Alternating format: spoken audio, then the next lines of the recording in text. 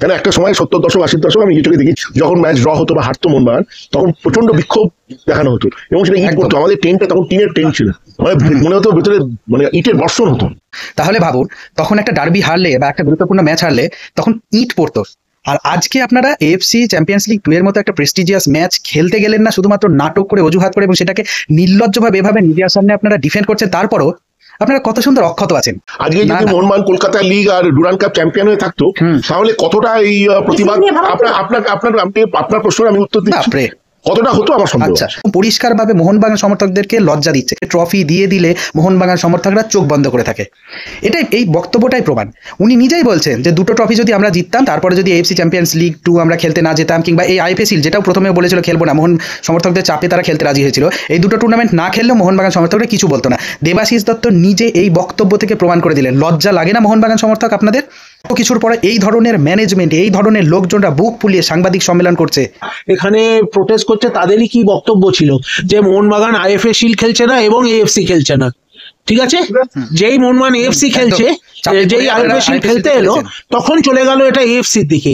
তখন তো কেউ বললো না যে মোহনবাগান আইএফএ শিল্ড খেলছে। মানে কি বলতে চাইলে আমি তো তত করলেন, কিন্তু কি বলতে চাইলেন সেটাই তো বোঝাতে পারলেন না। আপনারা আইএফএ শিল্ড খেলতে চাননি, এএফসি চ্যাম্পিয়ন্স লিগ 2 খেলতে চাননি। আইএফএ শিল্ড খেলতে আমরা বাধ্য করিয়েছি, কিন্তু আপনারা চালাকি করে শেষ মুহূর্তে এএফসি চ্যাম্পিয়ন্স লিগ 2টা যাওয়া বাতিল করেছেন। শেষ মুহূর্তে জাতীয় দলে প্লেয়ার ছাড়েননি কি এএফসি চ্যাম্পিয়ন্স লিগ 2 খেলতে যাব। তারপরে 5 দিনের মধ্যে এমন কোনো ঘটনা ইরানে ঘটেনি যার জন্য প্লেয়াররা এত ভয় পেয়ে যাবে বা আপনারা এত ভয় পেয়ে যাবেন যে প্লেয়ারদেরকে ইরানে নিয়ে যাবেন না। তাই এটা সুস্পষ্টভাবে আপনাদের এবং গোয়েঙ্কার যৌথ পরিকল্পনা ছিল যে আমরা প্রথম থেকে কোনো কিছু করব না, তাহলে সমর্থকরা প্রতিবাদ করবে, আমাদেরকে যেতে বাধ্য করবে। আমরা শেষ মুহূর্তে ঠিক ফাইনাল টাইমে এসে আপনারা এই কাজটা করবেন, ফলে সমর্থকরা প্রতিবাদ করার টাইমটুকুও পাবে না। ব্যান হয় ক্লাব, ব্যান হলে সেটা তখনকার দেখা যাবে। কি অবস্থা যদি ব্যান হয় ক্লাব, যদি ব্যান হয় তখন দেখা যাবে। মানে কতটা ক্যাজুয়াল অ্যাপ্রোচ। একটা ইন্টারন্যাশনাল একটা ফেডারেশন থেকে মোহনবাগান ব্যান হলে, এএফসি থেকে মোহনবাগান ব্যান হলে তখন দেখা যাবে। তাতে কি আমাদের চেয়ারটা তো বেঁচে থাকবে।